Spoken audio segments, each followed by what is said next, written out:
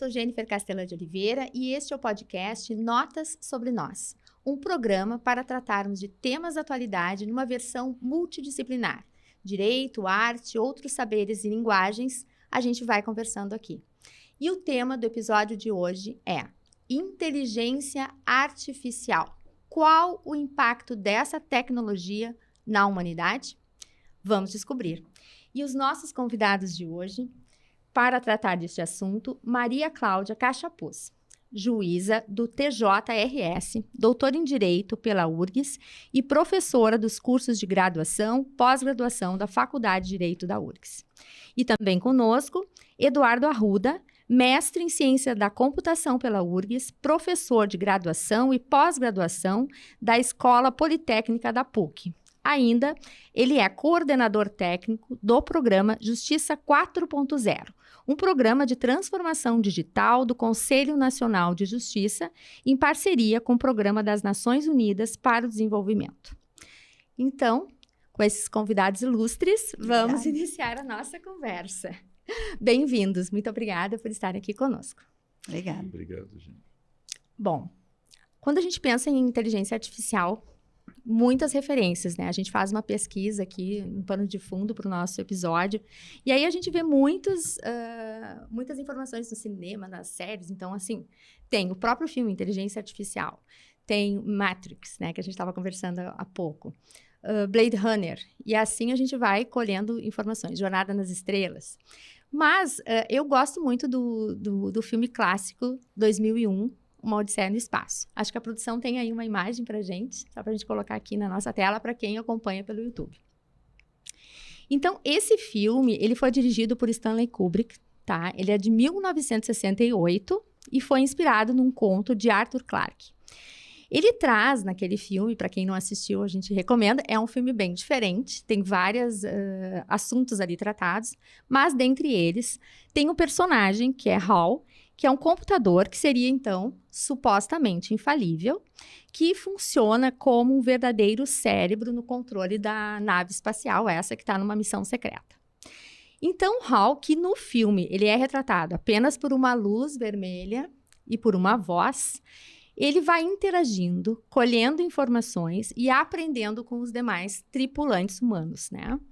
Lá pelas tantas, chega num momento em que ele descobre que ele pode ser desligado pelos humanos.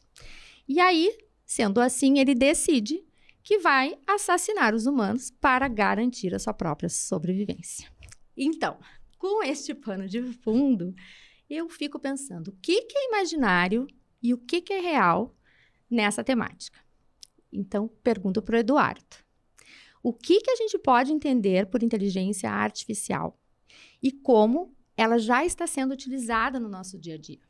Alguns exemplos. O que a gente pode explicar para o nosso público que é leigo, que não conhece assunto técnico, né? Como que a gente pode explicar de uma maneira facilitada para eles? E para mim também.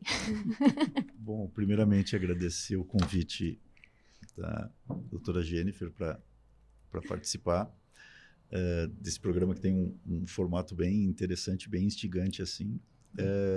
Fico muito feliz de estar participando ao lado da doutora Maria Cláudia Cachapuz, que é uma referência. Já fizemos boas jornadas, né, no Judiciário. Já fizemos boas jornadas juntos lá no Tribunal de Justiça do Rio Grande do Sul. E, bom, enfim, inteligência artificial é a pauta da hora, assim. Quem ainda não teve a oportunidade de experimentar o produto, digamos assim, mais impactante, disponível gratuitamente para qualquer um, que é o ChatGPT. Eu sugiro que o faça. Foi a primeira vez que eu vi a minha filha, que tem 14 anos, impressionada com alguma coisa relacionada à tecnologia. Eu tomei a iniciativa de apresentar o ChatGPT para ela, justamente porque eu acho que é melhor eu apresentar, contextualizando o que pode, o que é bom e o que é ruim, e aí ela julgar o que é necessário. O que é o ChatGPT? É uma implementação de inteligência artificial generativa. Então, além de um processo de treinamento de algoritmos com bases de dados provenientes de inúmeras fontes distintas.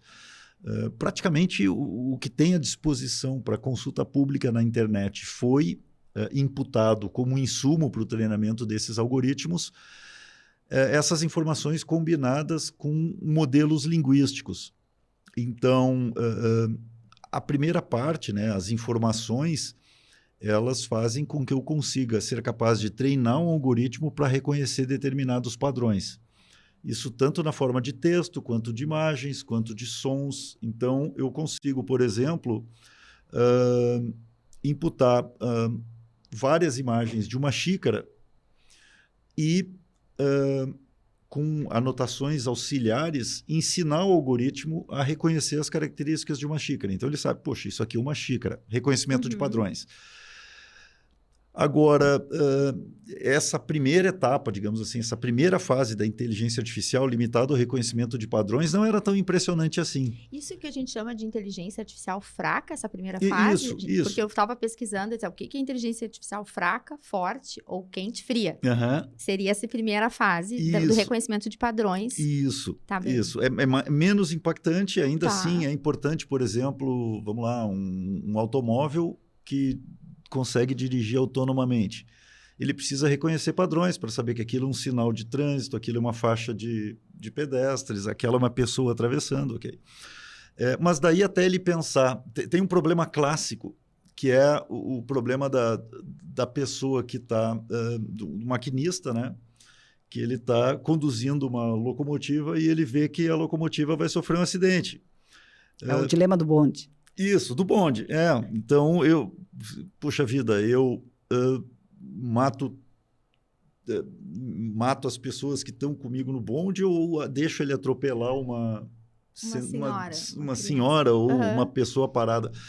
Então, esse segundo passo, que é conseguir, a partir de um conhecimento adquirido mais simples de padrões, conseguir derivar o que seria mimetizar o raciocínio humano, é que é a próxima fronteira, é o que o ChatGPT consegue nos... Já está conseguindo nos oferecer de alguma forma. E isso envolve a implementação de modelos linguísticos.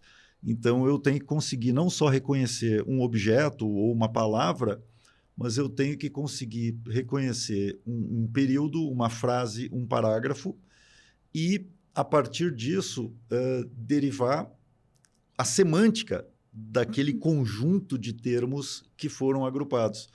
E, a partir daí, combinar as informações de diferentes fontes para produzir algo que não é o raciocínio humano, mas ele consegue mimetizar. Sim, próximo a um raciocínio que se elabora para responder as questões que a gente faz ali no chat, é isso? Ele vai, a partir desses dados colhidos, a gente diz raciocinar, não diz, né? Não, é uma racionalidade, né? Porque né? seria uma das hipóteses, né, de requisitos previstos, ou seja, que ele possa desenvolver uma racionalidade, interpretar determinadas circunstâncias, por isso a questão semântica, né? Interpretar as circunstâncias e aplicá-las.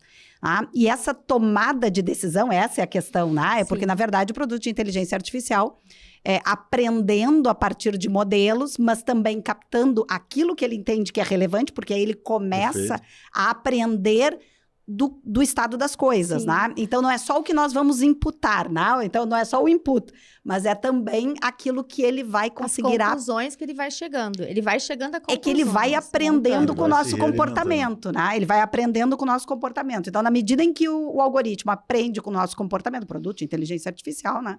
Ele vai desenvolvendo para a finalidade a qual ele serve. Enquanto nós conseguimos controlar isso, ok, né? E esse é o grande desafio, né? Quando a gente consegue controlar essa finalidade, né? Disso que ele foi... para onde ele está indo, vamos dizer assim. E para o que ele foi criado, né? Exatamente.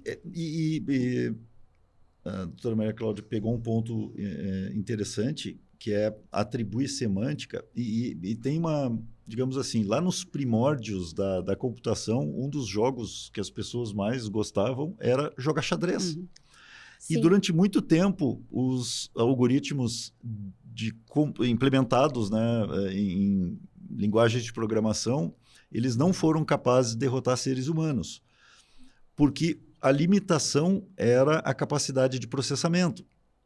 Porque, diferentemente de um ser humano, um algoritmo que joga xadrez, ele avalia todas as possibilidades de movimento a cada movimento. Uhum. Isso exige uma capacidade computacional gigante. Já um jogador humano, ele não analisa todas as possibilidades. Ele consegue, porque é uma árvore de possibilidades, né? Se eu faço o movimento A, eu posso ir para lá. Se eu faço o movimento B, eu posso ir para lá. O ser humano já descarta as mais improváveis. Então ele não perde, o nosso cérebro não perde tempo, não gasta energia pensando naquilo que é pouco provável. Sim. Isso era a computação de antigamente. Os modernos algoritmos de inteligência artificial, eles já começam a ser capazes de inferir quais são os ramos das possibilidades mais assertivas. Mais já assertivas. Consegue fazer essa seleção. Isso. Ele altera a linearidade do pensamento inicial, né? Isso. Então, Sim, isso sim. essa é a grande diferença. E aí ele reproduz algo diferente. Bom, então, assim, entrando aí nessa parte da... Quais são... Que a gente sempre se preocupa, né? Como eu digo, o leigo. Tá, mas mas quais são os riscos disso, né? O que isso está envolvido? Aí eu venho trazer para Maria Cláudia essa questão. Como é que está sendo regulado isso aí? A gente sabe que tem lá um marco legal da inteligência, né, artificial que está em discussão no Congresso. Quais são os aspectos que precisam ser regulados? Aonde que a gente tem que ter um cuidado e uma intervenção do direito nisso? O Arruda trouxe bem essa questão da racionalidade, né? Que é uma das questões centrais, porque o desenvolvimento de uma linguagem racional, né? Enquanto nós temos controle sobre isso, né? Sobre a máquina, nós, de certa forma, temos controle sobre o processo de desenvolvimento de qualquer hipótese de racionalidade pela máquina e mais da tomada de decisão por ela. Tá? Então, enquanto nós ainda controlamos o processo, de certa forma, nós ainda controlamos a máquina, nós temos o controle do processo. A questão é justamente em que medida, né, essa racionalidade passa a algo mais, que é o que nós desenvolvemos, que é essa capacidade de desenvolvimento de uma consciência do próprio domínio, né? Quando a máquina, como nesses filmes, se der conta de que ela está sendo usada como meio e não mais desejar, porque aí nós vamos ter uma questão relacionada à intencionalidade ou à vontade dessa máquina, aí talvez seja o nosso maior problema, né? Então, uma das questões centrais, me parece, em toda a normatividade, é fazer com que, de alguma forma, nós tenhamos o controle desse processo. Ah, então, a preocupação, não só aqui, mas internacionalmente, né? E através das últimas resoluções, por exemplo, do Parlamento Europeu, é justamente nesse sentido, de que nós tenhamos o controle do processo. Né? E há uma certa percepção, inclusive internacional, de que nós já teríamos perdido um pouco desse controle. Perdemos o tom da... Perdemos o tom, ou seja, lá naquela encruzilhada onde nós temos que saber, como no bonde, né? Se nós vamos matar 5 ou desviar, e aí é uma tomada de autonomia, né? Aí a vontade desvia, né? O trilho do trem e do bonde, né? E faz com que a gente vá por um outro caminho e apanhe uma responsabilidade sobre isso, é justamente esse o momento, né? Se nós ainda estamos nessa encruzilhada ou se nós já fomos atropelados pelo próprio bonde, né? Sem perceber. Então, essa é uma das questões da normatividade, da preocupação de forma geral, é de que, através da normatividade, ou seja, do controle normativo, né? Através de leis, nós tenhamos como manter esse controle nas mãos humanas. E aí, claro, tem algumas questões que vão ser derivadas daquilo que surgirem como consequências das aplicações da tecnologia nas novas questões, né, do mundo de relação. Então, uma delas, sem dúvida nenhuma, é a quem atribuir a responsabilidade no caso de prejuízos. Sim, ou seja, quando lá o veículo... de forma autônoma, né? Atropelar e matar alguém, por exemplo, né? Porque não identificou que havia uma pessoa, ou que confundiu essa pessoa com a xícara. Então, são essas as questões. Ou quando ele, produto de inteligência artificial, resolver não atropelar uma mulher e desviar para atropelar um homem, porque talvez aquela mulher tenha um maior tempo de expectativa de vida, e ele faz esse critério muito rapidamente. Essa classificação. Exato, é um discernimento que ele passa a desenvolver. Então, essa é uma das questões, como é que nós alimentamos esse produto de inteligência artificial. E aí vem uma terceira questão, primeiro, então, em quem nós vamos responsabilizar, se é o desenvolvedor daquele produto de inteligência artificial, se é o próprio produto, o próprio robô, né, o Android, o produto de inteligência artificial, se ele vai receber uma personalidade autônoma, que a gente chama de e-persona, né, ou a pessoa eletrônica, alguns ordenamentos jurídicos já reconhecem isso, ou... se daqui a pouco o próprio consumidor, ao escolher que tipo de algoritmo possa ter sido implementado filosoficamente lá no início, também não vai ter algum tipo de responsabilidade por isso. O passageiro. O passageiro, no caso, digamos assim, o proprietário do veículo. Aquele que adquiriu o veículo, vamos dizer assim. Aquele que adquire o veículo. Ou que contratou o serviço Ou de deslocamento, que contratou o serviço. caso de um táxi E, por fim, a questão do viés discriminatório, que talvez seja uma das grandes preocupações iniciais nossas, né? É como controlar aquilo que se chama o viés, né? Ou seja, como fazer com que a máquina que aprende com os mesmos vieses e preconceitos que nós temos em sociedade, como é que nós não vamos permitir que eles se reproduzam naturalmente? Em uma série de questões, já tivemos casos com questões raciais, né? Questões de gênero, então são problemas reais. Isso, então, assim, para a gente... e compreendendo, essa inteligência, ela vai aprendendo com aquilo que a gente vai alimentando, né? Então, a responsabilidade grande é de quem está alimentando, né? Num primeiro momento, depois ela aprende sozinha. Okay, mas começa por aí, né? Então, como que ela vai... Aí, o que eu quero chegar no seguinte, a gente estava ali falando dessa questão dos dados, então seria um banco de dados, né, Arruda? Ela está se alimentando de banco de dados, vamos dizer assim, porque hoje em dia está tudo na internet. Então, por isso que a gente pega o telefone e aí eu pensei numa xícara e aparece 400 xícaras para mim. Isso faz parte do processo da inteligência artificial, porque a gente brinca assim, poxa, mas parece que eu só pensei no que ler o meu pensamento. Mas o que eu quero dizer é o seguinte, é que a gente vai consultando ali, vamos dizer, o Google, faço pesquisa e isso vai oferecendo elementos para, inclusive, enquanto consumidor, vão me oferecer produtos. Isso tudo faz parte dessa sistemática de inteligência artificial. Então, penso, a gente vai alimentando, informa, e ela vai selecionando e classificando. Aí que a Maria Cláudia entra, de que maneira que eu informe, como ela classifica a partir daí. E é isso, quanto mais a gente passa informação, mais ela aprende ou mais ela faz classificações? Sim, assim, no momento inicial, os algoritmos passam por uma fase de, vamos dizer assim, treinamento. De todo esse manancial, esse gigantesco manancial de informação digital disponível, até tem um dado interessante. Foi uma matéria, eu acho que da InfoExame. A cada 18 minutos no ano de 2020 foi produzida quantidade de informação digital equivalente ao que o ser humano levou 18 mil anos para produzir. Então, nos primeiros 18 mil anos da raça humana, foi produzida uma quantidade tal de conhecimento, registrada uma quantidade tal de conhecimento equivalente a 18 minutos em 2020. Então, é muita informação. Então, o que se faz nos primeiros estágios de desenvolvimento dessas soluções de IA é pegar um subconjunto dessas informações, realizar certas anotações para identificar, para auxiliar o algoritmo a entender os padrões. Por exemplo, isso aqui é um nome de uma pessoa, isso aqui é uma data, isso aqui é uma referência de um livro e tal. E o algoritmo é executado sobre um outro conjunto de dados diferente, e aí o ser humano vai lá, ou algoritmos também, vão lá e veem, a assertividade é de 90%, de 10% de erro. Eu vou melhorar o treinamento. Até que se atinja um nível de assertividade de, sei lá, 95%, 98%, 99%. Então, isso é responsabilidade do desenvolvedor do algoritmo. Entendi. Tá? Então, essa fase inicial de treinamento é a responsabilidade dele. O que vem depois disso, quando o algoritmo começa a se retroalimentar, é que é difícil de controlar. De controlar. E nessa dinâmica, assim, a questão da proteção dos dados, né, Maria Cláudia? Tem toda essa questão, né? Que tá tudo ali oferecido na rede e a inteligência artificial... porque assim, né, gente?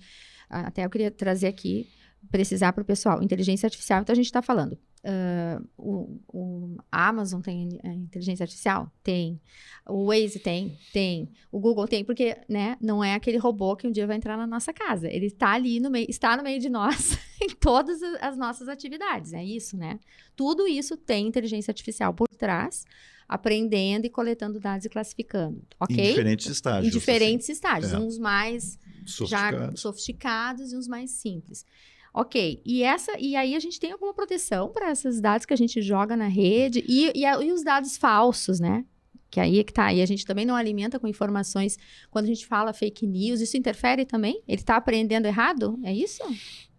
Na verdade, proteção normativa nós temos em tese, né? Porque hoje, principalmente com a Lei Geral de Proteção de Dados, mais ainda, de certa forma, já tínhamos. Mas ela pontuou isso de uma forma mais específica, mas... ou seja, ela alertou o administrador público, né, o diretor de uma empresa, o desenvolvedor desses aplicativos, por exemplo, que trabalham, e praticamente todos, imagino, né, Ruda, trabalham com inteligência artificial hoje, a proteção genérica existe. A questão é nós nos darmos conta justamente de que quando nós assinamos, né, ou aceitamos um desconto para... participar eu digo participar porque nós somos o produto, né? Então, sim, participar de um aplicativo como esse, né? De participar lá da corrida coletiva do Waze, né? Porque nos facilita a vida, porque nos ajuda no dia a dia. Mas, de outra forma, o que nós estamos fazendo é fornecendo dados, fornecendo informações. Nós estamos dando a nossa localização, o nosso georreferenciamento, nós estamos dando os nossos dados particulares. Eu participo, eu digo, continua a chuva ou o alagamento, como hoje, né? Continua o alagamento aqui à sua frente. A gente bota sim, continua. Eu estou alimentando o dado de inteligência artificial. Então, na verdade, nós não nos damos conta de que quando vamos baixar o aplicativo, por exemplo, o app no nosso celular, né, para conseguir um desconto numa viagem, né, num desconto num hotel, a gente diz, olha, que barato, é de graça. Não é de graça, né? Porque quando diz... Você permite que esse aplicativo tenha acesso aos seus contatos, às suas fotografias, aos seus dados pessoais, e se a gente disser não, simplesmente não baixa o aplicativo, e eu não ganho desconto. Então, eu tenho que saber que eu estou no meio de uma negociação, é uma negociação preliminar, que eu vou dizer assim, sim, eu aceito, e nessa medida eu já transferi dados. Claro, em tese, esses dados vão ser utilizados para uma determinada finalidade, ou seja, aquela prevista pelo algoritmo. Mas hoje em dia nós não podemos mais ter a ingenuidade de imaginar que as nossas informações estejam ali sem que exista um comércio por trás. Sim. Tá? E que tenham, inclusive, outras finalidades. Muitas vezes, quando a gente baixa um app, porque é muito bacana saber, eu não consigo entender por quê. Todo mundo quer fazer harmonização facial, ficar mais jovem, aí baixa o app que me diz como é que eu vou ser daqui a 50 anos. E aí eu fico me perguntando, para quê, né? Para que eu quero saber como é que eu vou ser daqui a 50 anos? Ou como é que eu era aos 5 anos de idade? Sim, mas para isso... Eu me lembro, né? Eu tenho fotografias da época. Então, mas por que eu baixo o app? Todo mundo está baixando para ter o seu avatar, para saber como é que vai ser daqui a 50 anos, como é que era 40, 50 anos atrás. Embora soubesse, é só puxar da memória. Então, na medida em que eu baixo um app, ou pago, inclusive, né? Porque muitos deles são pagos, eu estou auxiliando, eu sou o produto. Então, eu estou sendo usado como um meio, isso é que é a inversão de valores. Agora, eu sou o meio da inteligência artificial para que ela aprenda comigo. Para que ela aprenda sobre faces, sobre modificações de face, para que ela possa criar um sujeito novo, inteiramente novo, a partir das referências humanas. E ela está contribuindo, de certa forma, para o futuro, para todos esses dados falsos, né? Eu já não sei mais quem é verdadeiro ou não, se aquele vídeo... Sim. Se eu realmente... Tem horas que a gente olha e diz assim, mas eu participei disso, né? E eu não sei mais. Pode ser que eu estivesse num lugar público e tenham captado uma imagem e eu nem mais sei se é minha, porque eu não sei se tem alguma modificação por filtro, alguma outra circunstância. Então, esse é o momento que nós estamos, né? Assim, de uma forma bem simples, para quem ainda não assistiu, e vale a pena, é muito é até raso perto do que nós temos hoje. Mas o Dilema das Redes, né, o Social Dilemma, é um documentário que auxilia muito a nós compreendermos esses mecanismos, né, de uma forma bem simples, bem direta, e sermos alertados desses perigos que nós corremos por essa substituição da máquina. Tá? Porque não é uma substituição, não é o dia que o robô vai sentar, ele ainda vai fazer isso, mas não é o dia que ele vai fisicamente sentar ao meu lado, né? É que a gente imagina o Android, o robô, com faces humanas, né? com a nossa identificação. Mas ele está dentro do nosso celular e a gente nem está enxergando. São robôs. Né? E ele está ali, sentado ao nosso lado, conversando conosco, como tu disseste, né? O tempo inteiro. Isso. Então, Nos ouvindo, nos filmando, tá? nos vendo, nos filmando, nos registrando, guardando as informações. Ele está conosco aqui, é o quarto elemento, sentado na mesa. O Big Brother. Né? Sim, já o temos grande irmão, ele ao né? vivo e a cores diariamente no celular. Né? Tem uma Incrível. questão interessante nessa inversão do consumidor e do prestador de serviços, né? A frase... Nós viramos produto, né? A frase é assim, não existe produto grátis. Nada. Se você não está pagando por alguma coisa, cuidado, o produto é você. É verdade. Então, eu me recordo quando o Google adquiriu uma empresa israelense, Waze. É interessante, porque já tinha o Google Maps, o Google Drive, o Google Maps, né? Para nos ajudar a saber se o trânsito estava engarrafado e tal. Mas o Google tinha um custo gigantesco, porque ele instalava sensores nas principais ruas e avenidas. Para fazer o georreferenciamento. Para fazer a contabilização do tráfego, do trânsito. E ele contava o número de carros que passava. Os israelenses eram 20 pessoas no Waze, naquela época. Como a empresa foi comprada por 1 bi, 20 pessoas valendo 1 bi, quanto cada um vale?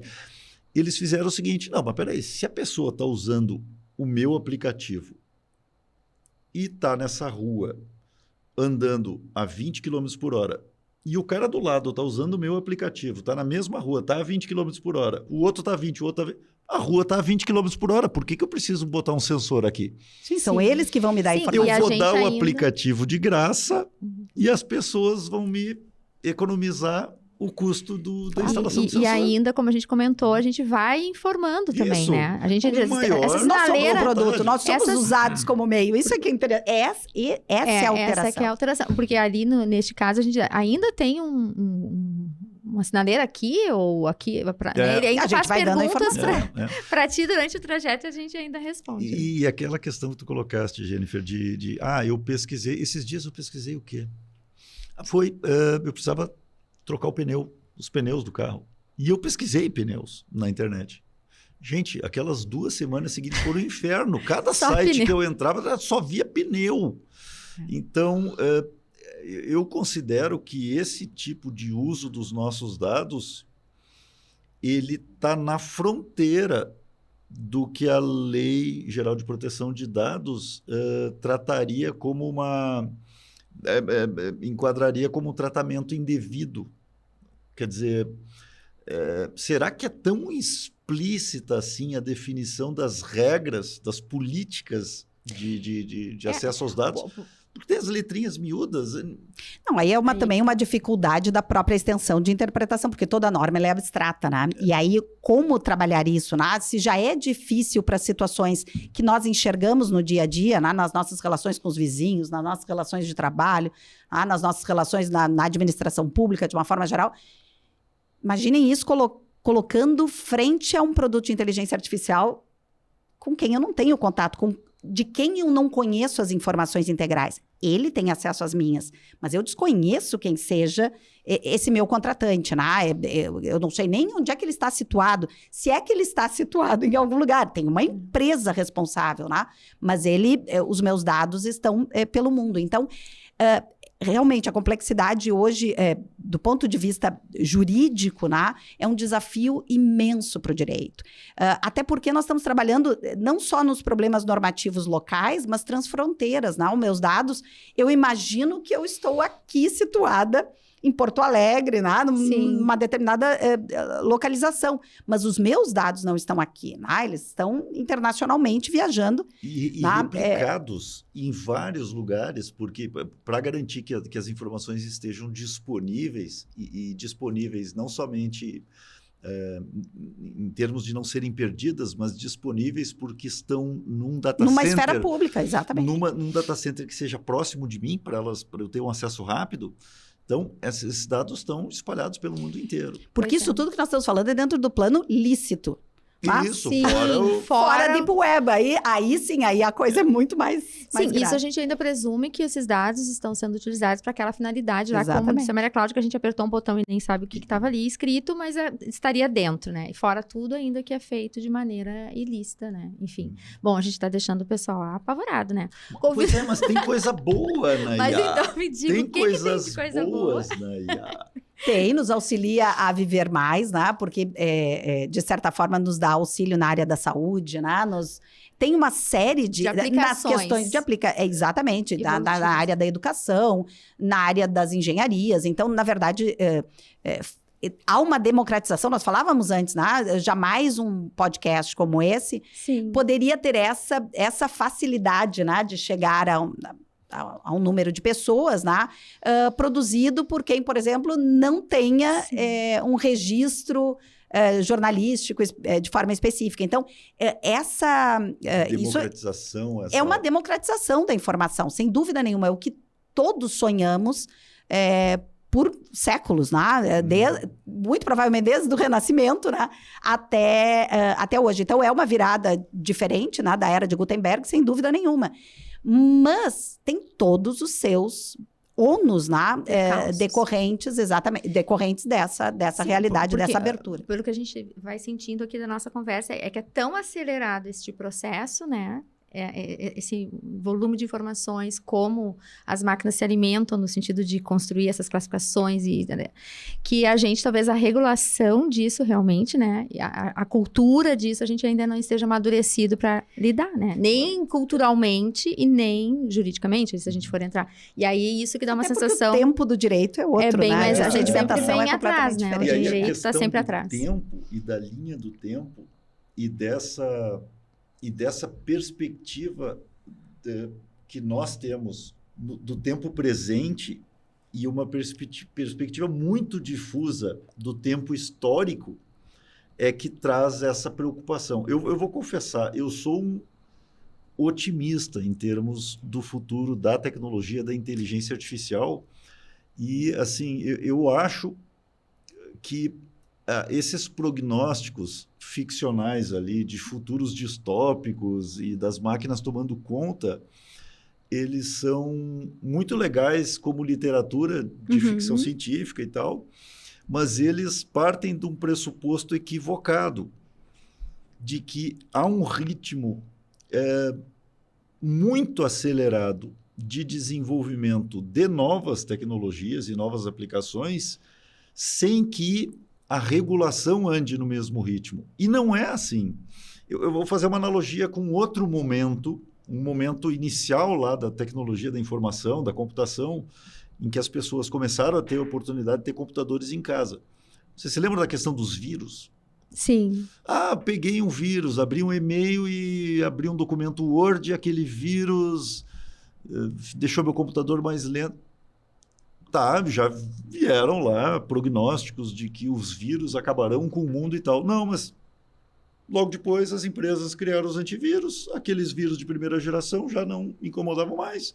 Aí vieram os de segunda, mas aí as empresas criaram vacina para os de segunda e assim vai indo, né? Então, a gente pode ir consertando e vai monitorando esse processo. Então... mas eu quero fazer o contraponto, porque eu sou a visão pessimista. Esse contraponto é legal. E esse aqui é justamente isso, né? Geralmente é isso, né? O pessoal de TI tem uma visão extremamente otimista, e claro, porque esse é o objeto de estudo, né? Esse é o objeto de pesquisa. E para quem é da área jurídica, digamos assim, com uma tônica mais forte, o tema me é apaixonante. Mas eu tenho, obviamente, uma visão mais pessimista, né? Não só do ponto de vista filosófico, mas principalmente das questões jurídicas de fundo. E uma das questões que mais me assustam é porque, na verdade, nós acabamos com todo esse avanço tecnológico. Hoje nós já não conseguimos falar só na proteção da intimidade individual, tá? Mas nós começamos a falar de um certo assombro de como o controle da informação permite que eu possa acabar gerenciando um problema transnacional, ou seja, esse transhumanismo não é só individualizado, mas ele é coletivo. Então, eu consigo controlar uma eleição direcionando o voto, né, do cidadão e interfiro nos destinos de uma nação. Eu não interfiro mais só no aspecto subjetivo, mas eu interfiro nos destinos de uma nação.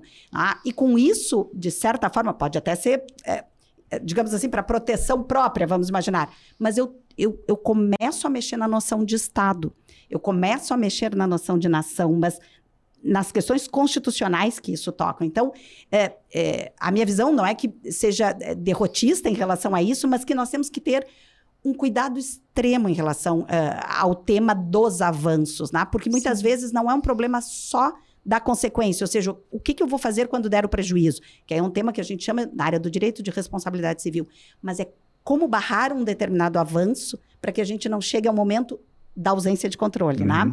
Que aí nem o Asimov mais nas suas leis vai nos permitir. Nós não vamos mais conseguir desligar o Android. O Android. Sim, e aí, Eduardo, tu tens uma visão positiva e tal, que tu acha assim, que a gente vai conseguir controlar esse andar da carruagem. Mas eu te pergunto, existe a possibilidade... Bola de cristal, né? Não, a gente tá aqui num exercício futurístico, assim.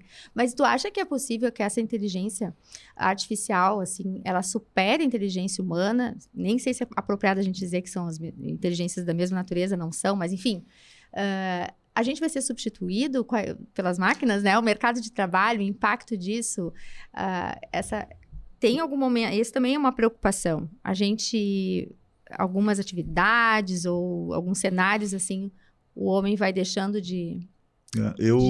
Isso também é bom ou é ruim? É ruim. Eu vivo um paradoxo, assim, porque eu nunca digo nunca, porque nunca é tempo demais, tá? Bom, seguindo na questão filosófica ali, sim, eu acho que nós sofreremos prejuízos em função dessas disparadas, dessas acelerações no desenvolvimento das tecnologias. E aí vem aquela questão da perspectiva, de o quão próximo eu estou do tempo sendo analisado. No meu tempo, pode ser que eu sofra um prejuízo. Mas se eu me distanciar da linha do tempo, aquelas 20 pessoas atropeladas, desculpa, parece... Sim, parece grosseiro, né? Mas é o exemplo clássico, digamos. A filósofa Philippa Foot, né? Espetacular. Década de 60. São um efeito colateral terrível, mas talvez inevitável. Porque se eu tentar regular antes, eu posso impedir o desenvolvimento. É um negócio tão polêmico assim, tão... Porque é uma questão filosófica de fundo, né? É um posicionamento filosófico. Eu vou ter um foco lá na igualdade de interesses, ou seja, lá em atingir um projeto de sociedade para o futuro. E aí eu tenho uma visão mais utilitarista do ponto de vista da modernidade. Isso. Ou seja, nós estamos voltando ao debate clássico do século XVIII. Mas ou eu vou ter uma visão mais utilitarista, voltada ao que se vai fazer para futuro, ou eu vou preservar um direito geral de liberdade, né? Ou seja, aquilo que coloca o homem no centro desse universo, né? Que a grande ameaça, a questão dos direitos humanos, né? No centro desse debate, ou seja, a vida humana, a personalidade ainda tem o seu valor. E aí eu vou ter uma visão não utilitarista, mas kantiana, em relação aos tópicos de fundo. Ao fundo, nós continuamos com o mesmo dilema do século XVIII, só que agora aceleradíssimo. Para encontrar essas respostas. Em razão desses avanços das novas tecnologias. Eu tenho um especial interesse por uma série de questões em síndromes e doenças que têm uma prevalência muito baixa na sociedade em geral. Porque saúde virou uma questão única e exclusivamente econômica. Não é uma questão... Não há muitas empresas assim... ou de quebra de patentes, né? Mas isso leva um tempo. Leva um tempo, mas essas doenças que têm baixa prevalência não atraem a atenção das empresas que realizam pesquisas farmacêuticas. Mas imaginem só, eu, no limite do que permite a LGPD, com as providências necessárias para, por exemplo, previstas na LGPD, para anonimização de dados. Se eu conseguisse criar um repositório de informações dos prontuários eletrônicos de paciente, por exemplo, com imagens de exame, com exames de imagem, resultados de exames de imagem, e eu conseguisse treinar um algoritmo para estabelecer uma relação de causa e efeito entre achados em exames de imagem e essas síndromes raras... Pegar, por exemplo, uma síndrome autoimune que seja mais rara. Isso. Então, eu conseguiria dali identificar quais seriam as condicionantes para que aquela síndrome se Mas é aquela história, isso eu posso fazer, né? Mas para fazer isso eu tenho que ter um protocolo de pesquisa. Aí o controle é pelo protocolo de pesquisa com consentimento informado do titular dos dados. Sim, eu vejo assim que... Viabilidade a questão é convencer realmente as pessoas a participarem. Isso. Mas para isso, dando a informação, porque essa questão, Arruda, senão, se nós fazemos isso sem as pessoas saberem, né? Sem os titulares das informações terem acesso, o que nós estamos minando ao fundo, e o argumento é esse, é a autonomia do sujeito. E aí voltamos ao debate do século XVIII. Sim, do utilitarismo. Porque, na verdade, a gente está vendo que são muitas inquietações que surgem, porque a gente percebe, né, na realidade prática, essa sensação de que a gente está realmente fornecendo dados, que as coisas estão acontecendo. E a gente tem uma sensação, eu tenho uma sensação de um pouco de descontrole, assim, o que está acontecendo, como tu disseste, a questão do pneu, né? Como assim? 2 semanas falando em pneu. Mas, ao mesmo tempo, a gente sabe que se não avançar, a gente vai estar lá na Idade da Pedra. Então, como conduzir? O grande dilema, eu acho que ficou aqui estabelecido, né, nessa conversa, que eu acho que nós vamos ter que fazer uma sequência para fazer um desempate aí das visões, né? Não, são convergentes, né? Mas todo mundo quer chegar no melhor resultado, né? Mas respeitar a individualidade, a coletividade, né? E, ao mesmo tempo, permitir que a gente consiga evoluir avançar e chegar em produtos relevantes. Evoluir e avançar sem atropelar a nossa humanidade, vamos dizer assim, né? É isso. Aquilo que nos caracteriza, né? É a medida da humanidade, né? Que é o data, né? Sim, pois então. Agora, para a gente ir encaminhando para o final, porque a gente já está com o tempo avançando, a gente tem um questionamento, assim, que nesse episódio, até se a produção puder colocar para a gente ali também, do Star Trek, Jornada das Estrelas, episódio 35. Ali tem um julgamento de Data. Data seria um robô, um androide. O mais perfeito dele. O mais perfeito, porque aqui a gente já está no ano de 2336. Tá? E aí começa uma discussão se essa máquina, se esse androide perfeito é ou não um sujeito de direitos, né? O que caracterizaria, né? Então, a ficção traz esse questionamento. E aí eu pergunto para Maria Cláudia, né? Esse tema que ela também estuda bastante, né? O que distingue o homem da máquina? O que é o ser humano, né? Ou Ferri seja, já trabalhou. O que seria o ser humano, né? Na verdade, é muito interessante, porque à medida de um homem, esse episódio foi estudado por um grande autor contemporâneo, que é Robert Alex, né, que trabalha com as questões ligadas aos direitos fundamentais, e ele se debruçou justamente para tentar buscar aquilo que o que é que caracteriza a nossa humanidade, né? E, obviamente, à luz desse episódio, ver se aquilo que nos caracteriza humanos, né? No caso de uma perfeição de um Android ou de um produto de inteligência artificial muito assemelhado às características humanas, em que medida nós já poderíamos estender a ele também o catálogo de direitos fundamentais, ou seja, reconhecer a ele o direito a não ser desligado por um humano, né? Que é mais ou menos também a pauta do 2001. Para que ele não nos desligue. E mais, para que nós não possamos... Ele se reconhece como pessoa, né?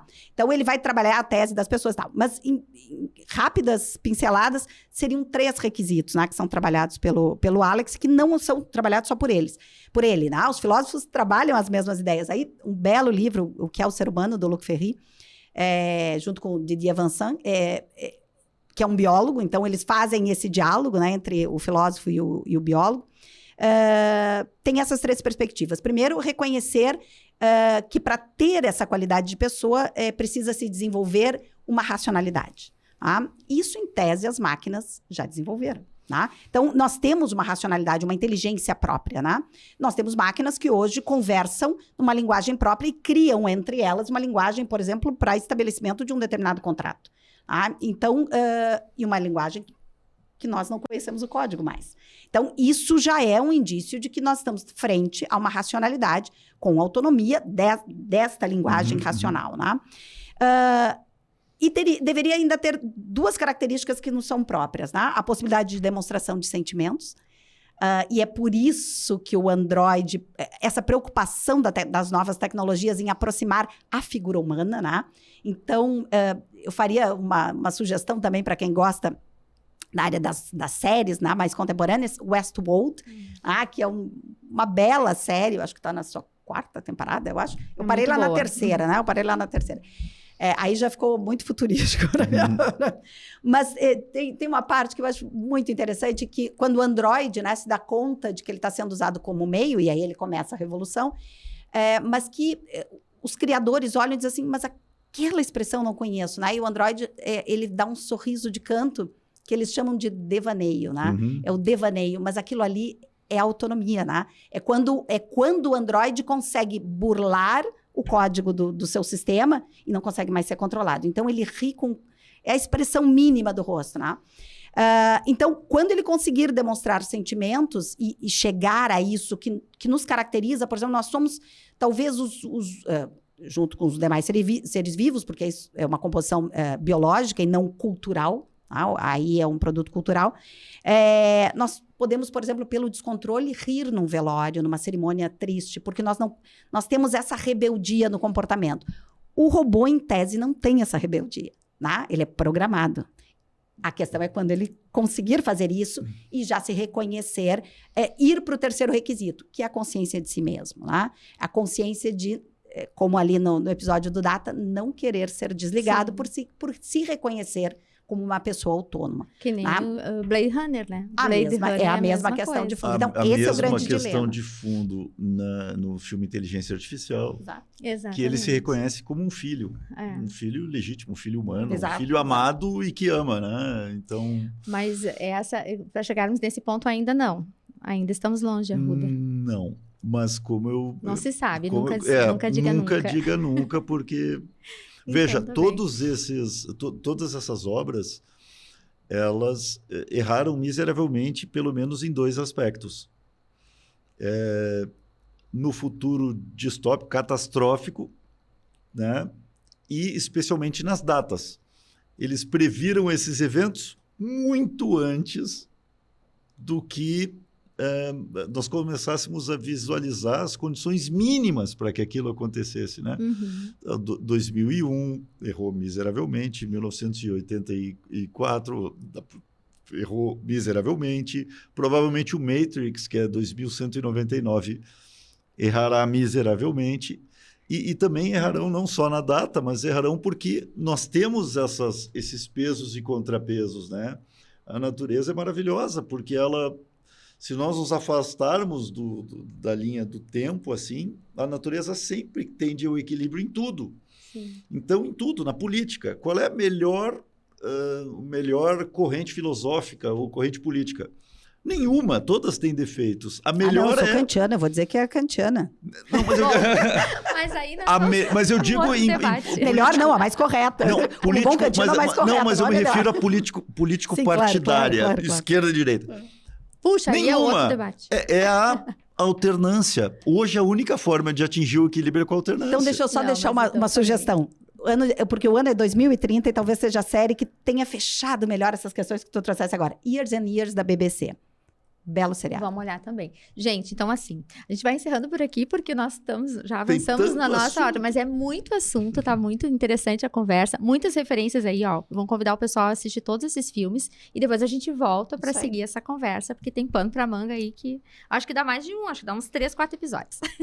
Com esse pessoal aí entusiasmado. Então, gente, muito obrigada, adorei. Muito obrigada por terem vindo. Obrigada, que eu quero Obrigado pelo convite. E até a próxima. Até. Então, este foi o nosso episódio de hoje de Notas sobre Nós, falando sobre inteligência artificial e o seu impacto na humanidade. Fique conosco até o próximo episódio.